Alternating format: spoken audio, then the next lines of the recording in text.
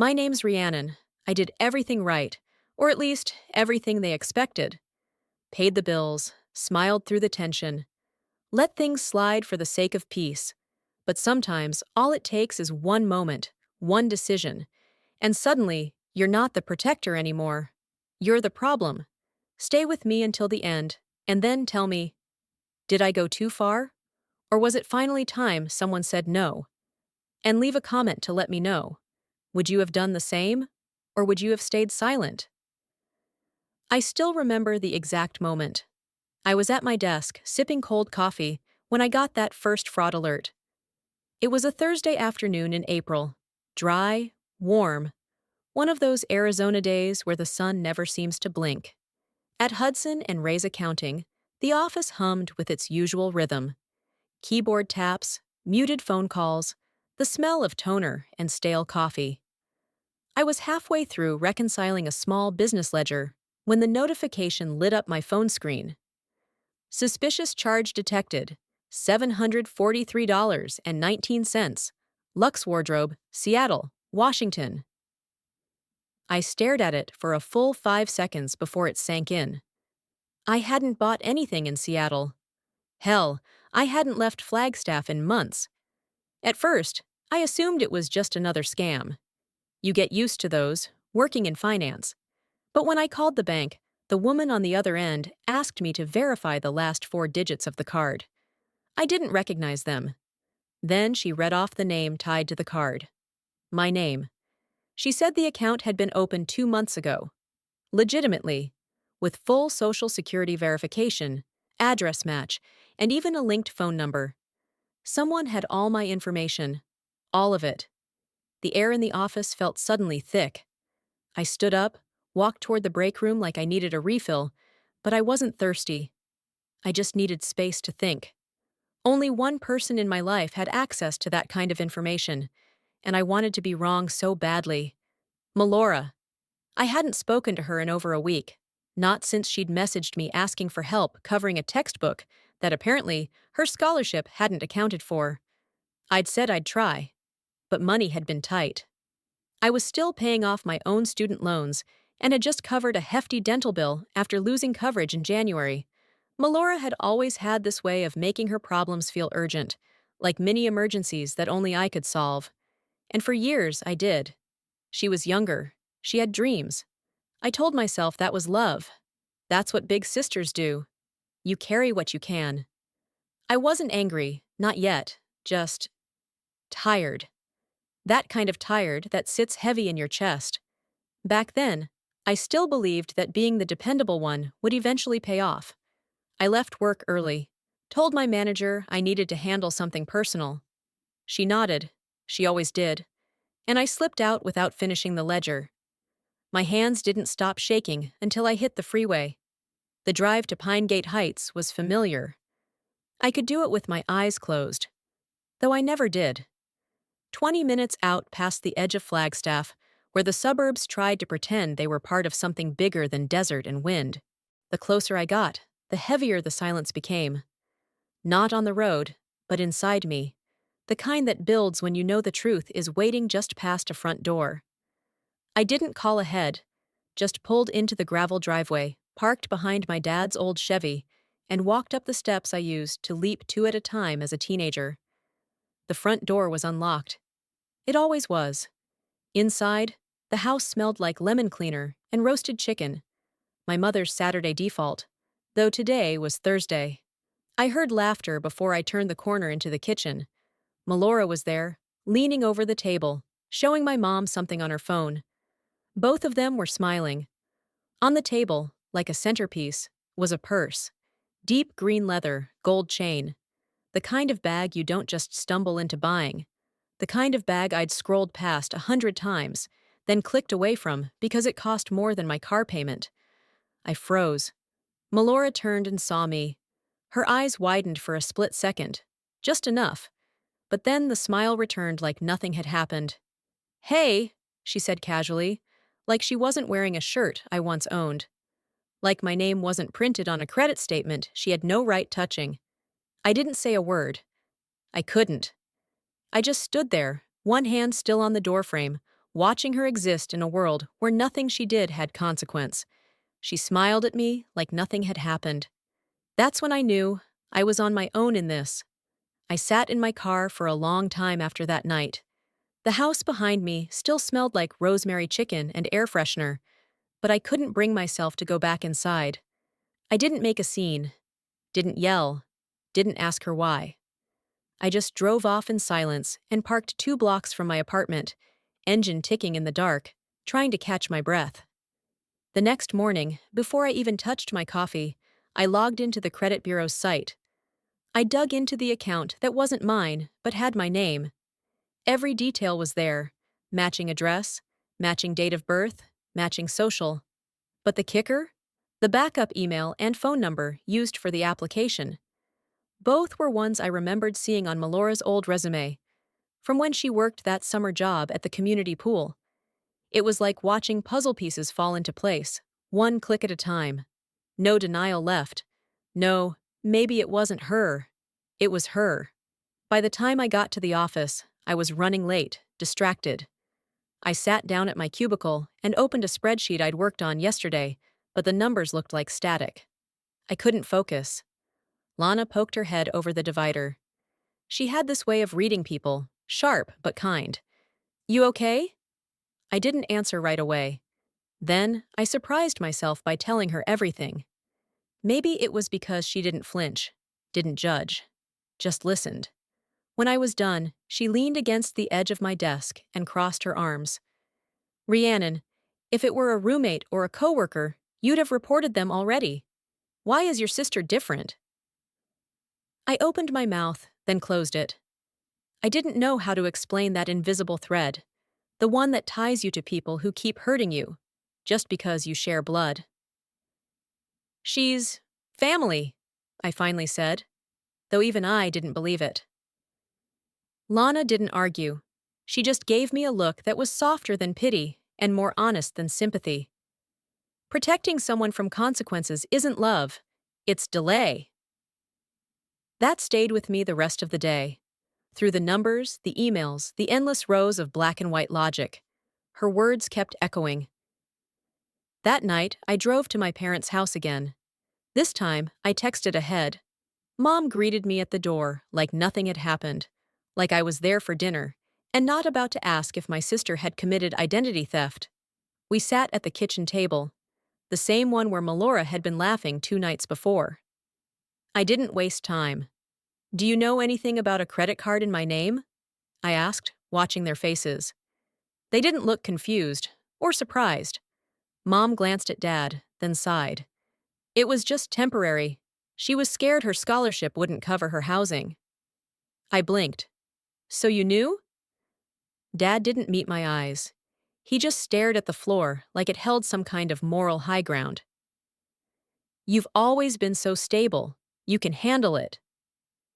There was no apology, no concern, just an assumption, like my stability was a bottomless well they could draw from. I sat there, staring at the 2 people who had raised me, realizing that they didn't see me. Not really. Not as a person with boundaries. Just a fallback plan. A buffer for Melora's mistakes. I thought of all the times I'd loaned money without asking for it back. All the holidays I spent alone so Melora could get flights covered. All the nights I stayed late at work, telling myself it was worth it.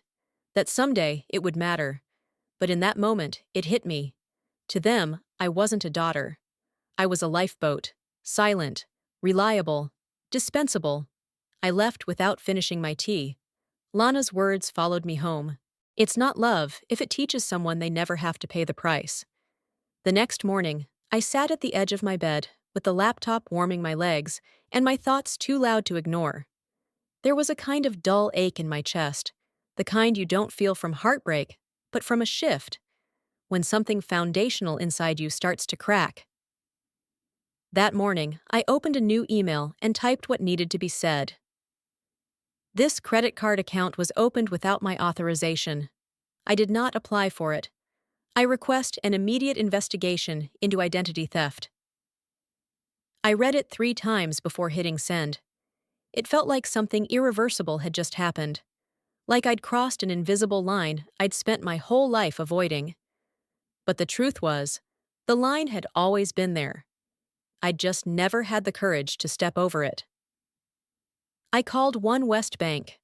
A customer service agent named Celia spoke to me gently, like she was trained for voices like mine. Quiet, hesitant, heavy with doubt. She asked if I'd filed a police report yet. I hadn't. She said that was okay. We could still start the process. She walked me through everything, filing a fraud affidavit, freezing my credit, updating all my passwords. I scribbled notes, nodded even though she couldn't see me. At one point, I said, "This is so embarrassing," and she stopped me. This happens more than people realize, especially with family. That last part landed hard. After we hung up, I sat staring at the wall. I wasn't sure what felt worse, the betrayal or the fact that I'd let it happen, that I'd trained myself to tolerate it. I went to work like usual, sat at my desk at Hudson and Ray's, but I couldn't focus. The numbers blurred together. I kept opening and closing the same spreadsheet, forgetting what I was even checking for. Just before lunch, I logged onto the legal resource portal our company provided. I booked a consultation with a local attorney, free, covered by my benefits. It felt strange, bringing in strangers to help clean up a mess that had started in my childhood kitchen. I hadn't told my family what I was doing. It felt too soon, too fragile, like saying it out loud would make it explode. But silence didn't last long. That evening, as I stirred pasta on the stove, my phone buzzed. It was Melora. The text was short. "Are you serious? You're doing this to your own sister?" There was no apology, no admission, no fear, just accusation, like I was the villain for not pretending this didn't happen. I put the phone down on the counter. I didn't answer. 10 minutes later, another buzz. This time, a knock on the door followed it. I opened the door to find my mother standing there, holding a brown paper bag. "Lunch," she said, smiling like it was a Sunday afternoon and not the middle of a family crisis. I let her in. We sat in the cramped kitchen, and I opened the bag. Chicken salad sandwich, carrot sticks, lemon bar. Things I liked when I was in high school. It felt like a peace offering from someone who didn't realize what kind of war they'd started. She looked at me with that soft, deliberate concern she wore when she wanted to make something disappear with kindness. "It's just money, honey. Don't make it something bigger than it is." I stared at her, trying to find some version of her I could connect with, but she wasn't looking for connection. She was looking for control. She used my name, my social. "That's not just money." She waved a hand, dismissive. She was scared. "College is stressful. You've always been so responsible. You can handle this." There it was again. That word. Responsible. It didn't mean strong. It meant convenient. It meant quiet. It meant expendable. I didn't argue. There was no point. I thanked her for the lunch. She smiled, satisfied, and left. I threw the food away untouched. That night, I sat on the couch, wrapped in a blanket, even though the room wasn't cold. I kept staring at the article Lana had sent me earlier that day, something she'd found on credit abuse within families. The headline hit me like a slap. "When Love Becomes Leverage: How Families Normalize Financial Exploitation." I read it twice, maybe 3 times. There were quotes from women just like me, older sisters, dependable daughters, people who carried guilt like it was part of their skin. And for the first time, I saw myself in their stories. I wasn't being dramatic. I wasn't overreacting. I was just done. Later that night, an email came in from One West. Subject line: "Formal investigation initiated. Case ID 764-5-58-AR." I read it, every word. Then I closed my laptop. I didn't feel proud, or vindicated, or strong. I felt hollow, like I'd finally opened a locked door, only to find there was no one on the other side waiting for me. A week passed, quiet but heavy, like the air before a storm. Then Mom called and asked me to come by for Sunday dinner. "We're all going to be there," she said, her tone unusually cheerful, as if the last few weeks hadn't happened. It's been too long. I hesitated. My first instinct was to say no, to protect whatever fragile boundary I'd started building. But something in me needed to see it through, to hear, maybe, that they finally understood. Or maybe I just wanted confirmation that they never would. So I went. The house smelled the same: onions and roast beef, lemon furniture polish clinging to every corner. Melora's laughter drifted from the living room, like nothing had changed. Dad was setting the table. Mom fussed over the gravy. It was surreal, like stepping into a set someone forgot to strike. Dinner started with small talk: weather, gas prices. Melora mentioned a new podcast she liked, and Mom nodded with interest. Not once did anyone mention the investigation, the stolen credit, the fact that my name was still being dragged through a process I didn't ask for. Then, just as we finished dessert, Mom folded her napkin and looked straight at me. "You can fix this," she said gently. "Just withdraw the complaint. It'll be fine." My fork stopped mid-air. I looked around the table. No one else seemed surprised. Dad cleared his throat and added, "We didn't raise you to destroy your sister's life over a mistake." There it was. Not even subtle. I felt the floor tilt beneath me. My stomach clenched, not in anger, but in the sinking realization that this wasn't a family gathering. It was a performance. And I was the villain in their script. They weren't asking. They were assigning guilt. Melora kept her eyes on her plate, like she had nothing to do with any of this. I didn't say a word. I stood up, excused myself, and went to the kitchen, where Mom had packed a container of leftovers for me. She handed it to me like a prize for good behavior. I drove home in silence. The container sat on the passenger seat, untouched. That night, I sat at my kitchen table with my laptop glowing in the dark. I opened my inbox, found the thread from One West, and typed, "Please proceed with the full investigation. I will cooperate as needed." Then I hit send. I could feel something shifting inside me, like a weight slipping off. Not because I felt brave, but because I finally stopped asking for permission to be hurt. I leaned back and stared at the ceiling, letting years of exhaustion settle. I thought of every part-time job I juggled in my 20s to help pay Melora's tuition. How I skipped vacations to send her grocery money. How she never once asked if I was okay. I thought of the time Mom linked her name to one of my savings accounts, just in case, and forgot to mention it until I found out by accident. I thought of how many passwords, pieces of paper, and emotional debts had quietly belonged to them. Not to me. That week, I began cutting the cords. I updated my banking information, changed my security questions, revoked access where it had once been given out of trust or habit. It wasn't a grand act of rebellion, just small steps, like sewing up a tear that had been bleeding for years. And then, a few days later, Lana called. Her voice was cautious, but direct. "Have you checked Melora's school page today?" My stomach dropped. I opened the university portal I remembered from helping her apply years ago.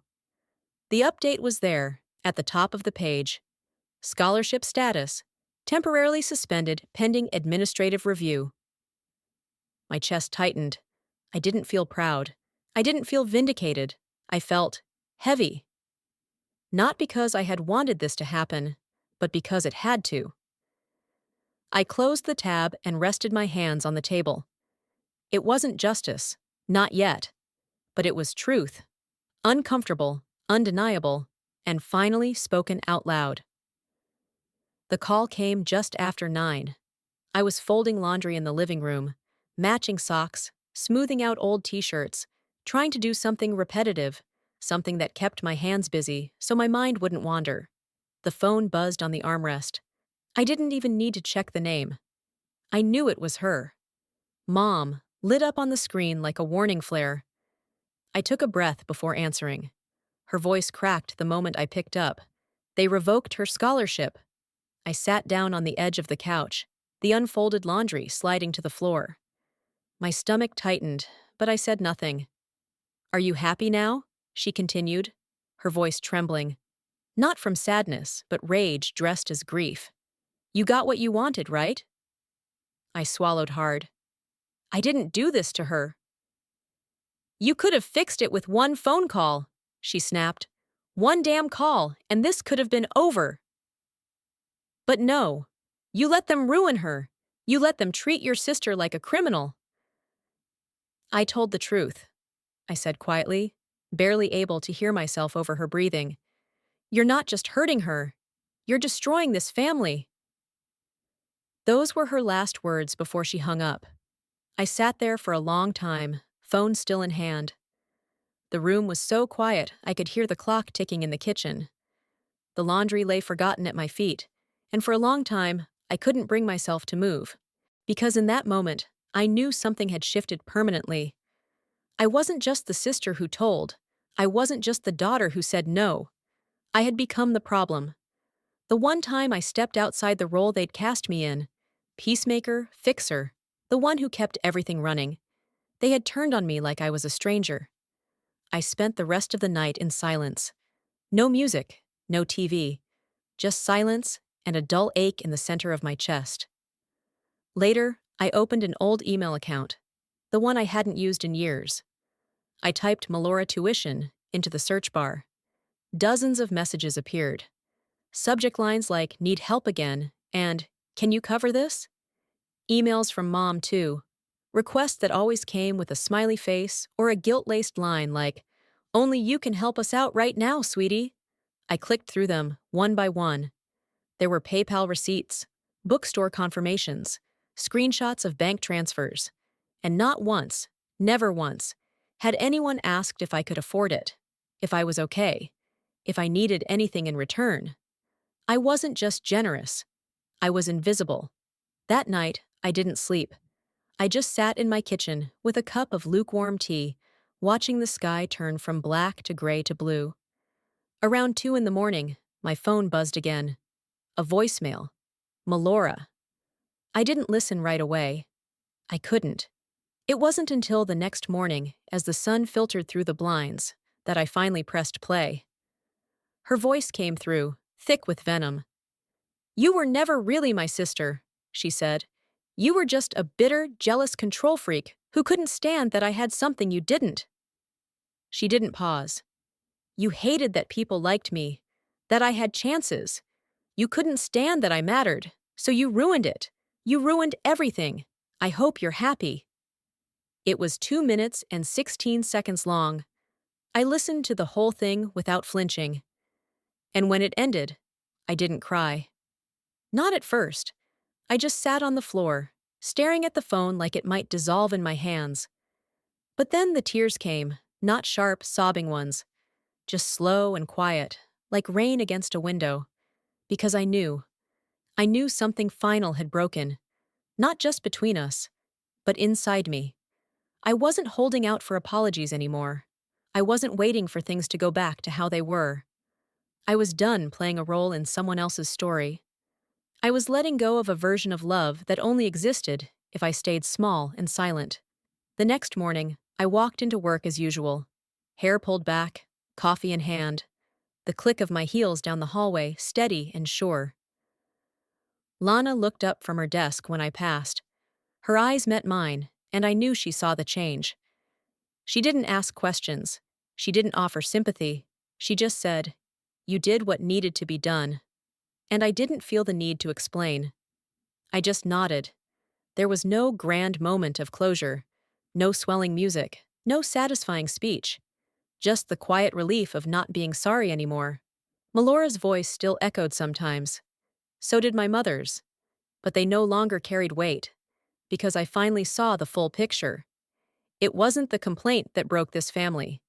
It was the years of pretending everything was okay. They called me a monster for finally drawing a line.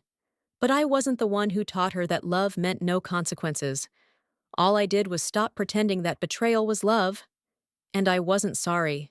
The morning I signed the formal request to move forward with legal action, the sun hadn't fully risen. The apartment was quiet, the kind of quiet that feels staged, too still, too rehearsed. I sat at my kitchen table, coffee untouched, the legal portal open on my laptop, waiting for me to finish what I had started weeks ago. I reread the affidavit for the fourth time. Every line was neat, objective. No trace of the sleepless nights behind it. No space for hesitation, heartbreak, or the ache of betrayal. Just numbers, dates, statements, evidence. I hovered over the sign button, my finger still for a moment before clicking. A digital signature appeared. Cold. Official. It was done. Then came the email to Melora's University. I attached the documents, carefully wording my message to be factual, not emotional. I included the case number, explained the situation, and offered to provide any further documentation. Before I hit send, I whispered, barely audible, even to myself. I didn't do it to punish her. I did it to protect myself. And maybe to end the lie that kept us all bound together. When the email disappeared into cyberspace, I sat back in my chair. My hands trembled slightly, but my chest felt lighter, emptier too, like a long-held breath had finally been exhaled. Later that afternoon, my phone rang. Unknown number. I hesitated. Picked up. "Hey, it's your dad." His voice was flat, matter of fact, like this was a routine check-in. But we both knew it wasn't. "I'm outside your office," he said. "Can we talk?" Everything inside me screamed not to go. But I stood, grabbed my coat, and walked to the lobby. He was waiting on the bench by the vending machines, arms crossed, wearing the same navy windbreaker he used for yard work and Sunday errands. He didn't stand up, didn't smile. I sat beside him. The air smelled faintly of cleaning supplies and stale coffee. "You don't have to do this," he said. I looked straight ahead. "If you stop now," he continued, "we can forget this ever happened." He paused, and I waited. Waited for a sign that maybe, just maybe, he would see me. That he might say, "I'm sorry we put this on you," or "We should have protected you too." But that moment never came. "Otherwise," he said, "don't come back here again." There it was, the line in the sand. I nodded, slow and deliberate. "Then I guess this is goodbye." He blinked. Once, like I'd just spoken in a language he didn't recognize. He stood, didn't offer a handshake or hug, and walked away. And I didn't follow. That night, back at my desk, I started researching apartments. Somewhere not too far, but far enough that no one would drop by uninvited. I found a one-bedroom in Sedona, older, quieter, tucked behind a row of junipers. I signed the lease without telling anyone. In the weeks that followed, I began unspooling every thread that had tied me to them. I changed my number, updated all my passwords, removed my mother's name from every shared account, retirement, health proxy, the savings account she once insisted be just in case. Just in case had turned into access. Access into my life, my money, my guilt. It was never about protection. It was about control. The day I moved, I packed alone. No siblings offering to help. No tearful parents standing in the doorway. Just me and the boxes I had carried too long, some filled with books, others with memories I no longer had space for. The first night in my new apartment, I didn't even unpack. I just sat on the floor, surrounded by cardboard, a bowl of pasta balanced in my lap. The window was open, and I could hear wind moving through the trees. I lit a candle, more out of habit than anything else. It flickered quietly, casting soft shadows on the walls.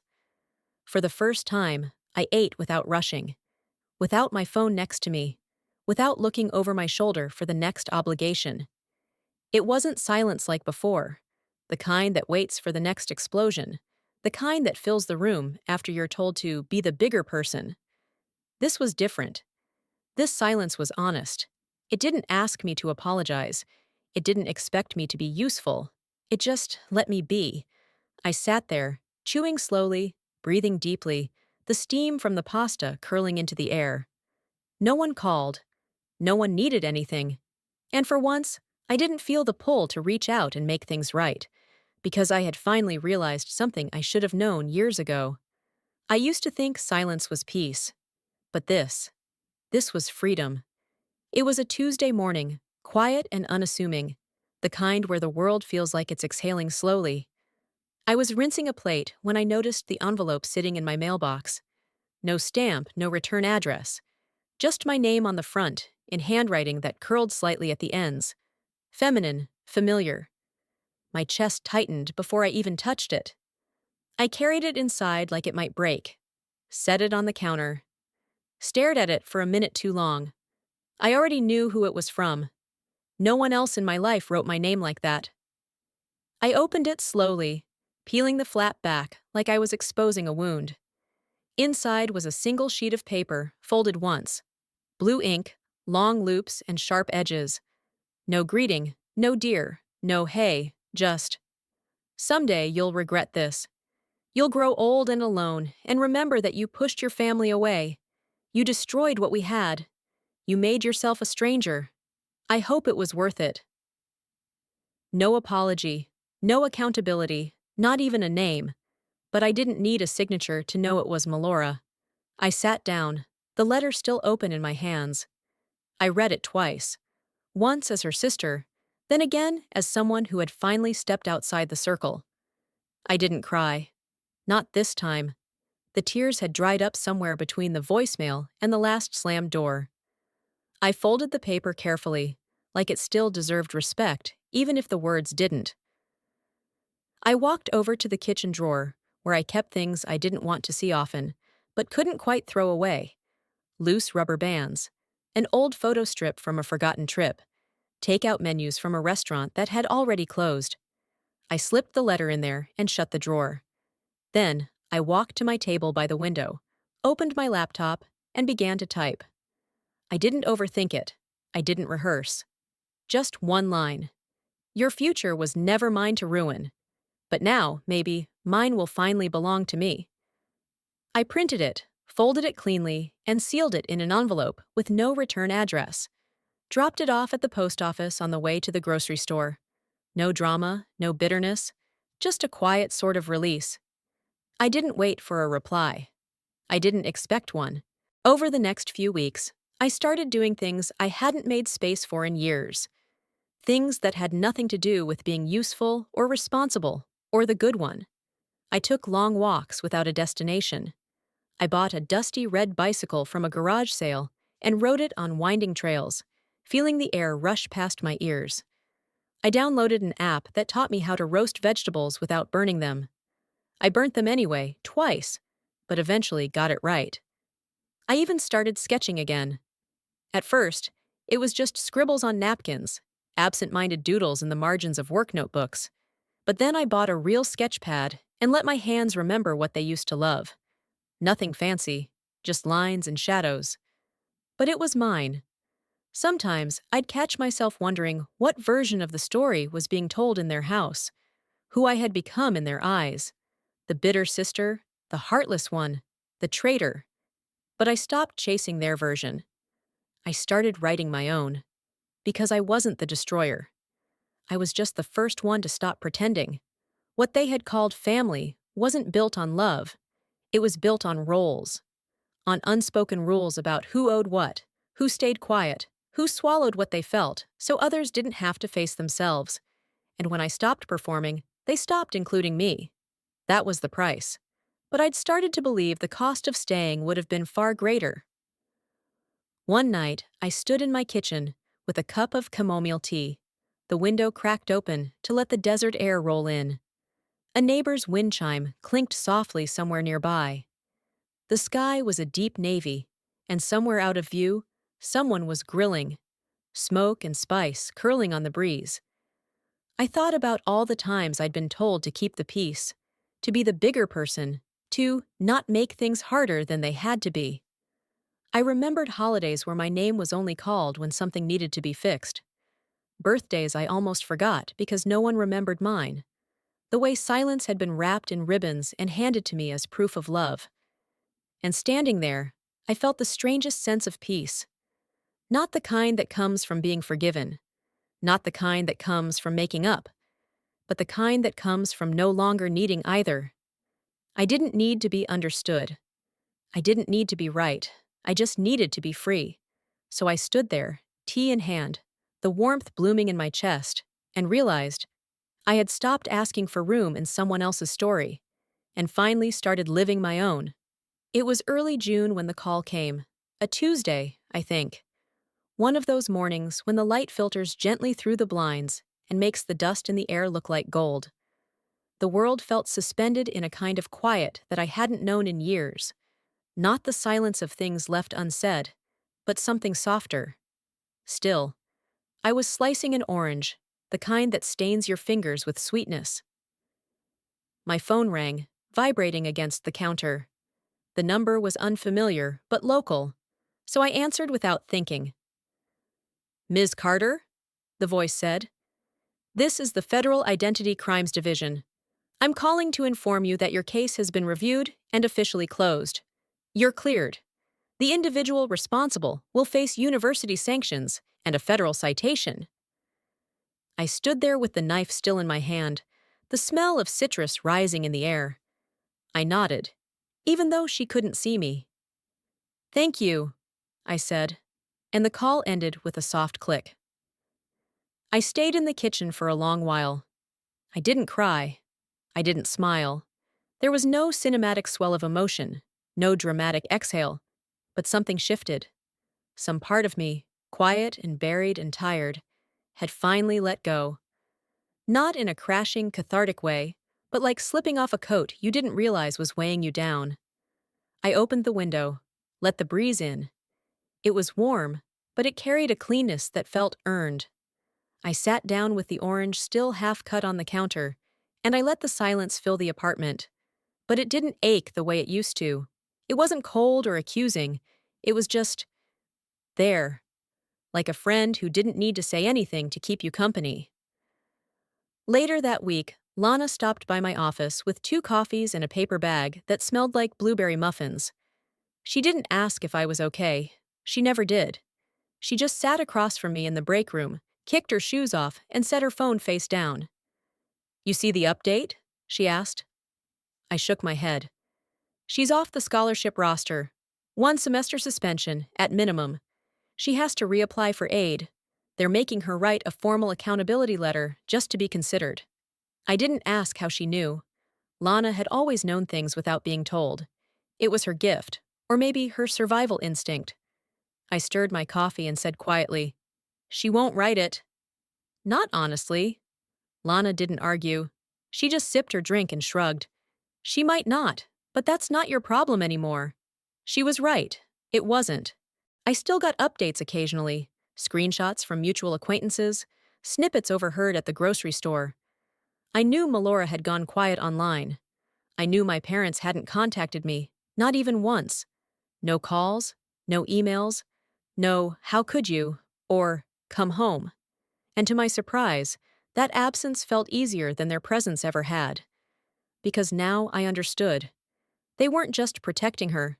They were protecting a story, a version of events where I was the one who turned cold. Where I was the daughter who broke what used to be whole, the sister who couldn't let it go. They needed that narrative more than they ever needed me, and so I stopped needing them to rewrite it. That weekend, I went to Copperfinch Cafe alone. Lana had to cancel last minute, but I still went. I brought a notebook and sat by the window, the same seat we always picked. Ordered my usual, no substitutions. I liked it exactly the way it came. While waiting for my drink, I noticed an older woman across the room showing a young girl, maybe her granddaughter, how to fold a paper crane. The girl's fingers fumbled, tongue poking from the corner of her mouth in focus.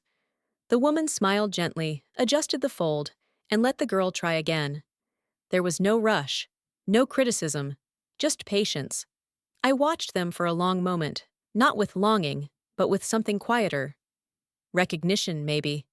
That somewhere out there, kindness could exist without strings, without guilt or obligation. For so long, I had equated love with sacrifice, with silence, with bleeding out slowly so others could stay whole. But watching that small gesture, a paper crane passed from one hand to another, I realized I'd been wrong. It wasn't that I stopped needing family. I stopped mistaking pain for love. And in that moment, surrounded by chipped mugs and soft jazz, and strangers who didn't know my story, I felt something settle inside me. Not closure, not healing, but choice. I used to think family was something you had to protect at all costs. But maybe real family never asks you to burn yourself to keep them warm. I didn't walk away from my family. I walked toward myself. Sometimes, walking away isn't about giving up. It's about coming home to yourself. We all carry stories that shape us, and some of them are heavy with silence, with the weight of what we were told love should look like. But maybe love, real love, doesn't ask you to disappear just to belong. Have you ever had to choose peace over people you thought would never leave? If this story stayed with you, even just a little, I hope you'll stay with me too, for the story's still waiting to be told.